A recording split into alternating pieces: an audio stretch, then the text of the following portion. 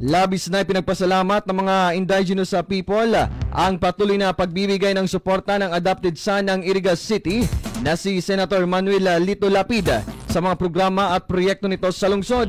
Isa na dito ang ilapit ng lokal na gobyerno ng Iriga sa pangunguna ni Mayor Rex Oliva na magkaroon ng Indigenous Culture and Heritage Arts multi-purpose building na binigyan ng pondo ng senador na nagkakahalagang 30 milyon na pesos. Dahil dito, labis ang pasasalamat ng Indigenous People Mandatory Representative na si Rosel Lasibal na ayon sa kanya ay first time sa kanilang tribo na maranasan ang ganitong mga tulong sa pangunguna din niya ng LGU Iriga na isa sila sa nagiging prioridad na matulungan ng lungsod. Pakinggan natin ang naging parte ng kanyang pahayag. Doon po kami sa mga namumuno sa Iriga.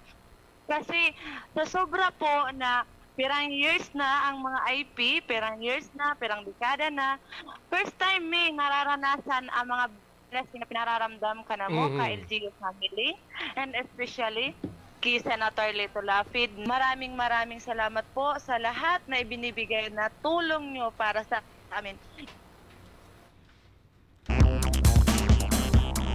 Samantala, nagpaabot naman ng pasasalamat si Mayor Rex Cuba Oliva sa patuloy na pagbibigay ng tulong ng senador sa lungsod.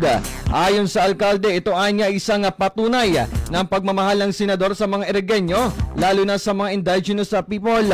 Pakinggan naman natin ang naging parte ng payag ni Mayor Rex Cuba Oliva.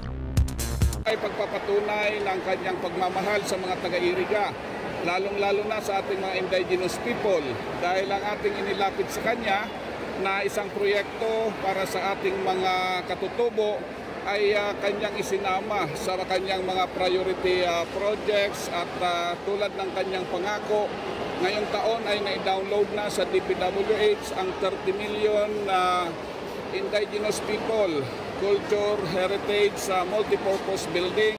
Dagdag pa ng alkalde na malakian niya ang maitutulong nito sa mga Irigenyo, lalo na sa adikain ng lungsod na maging sentro ng culture, heritage and arts sa buong Bicol Region.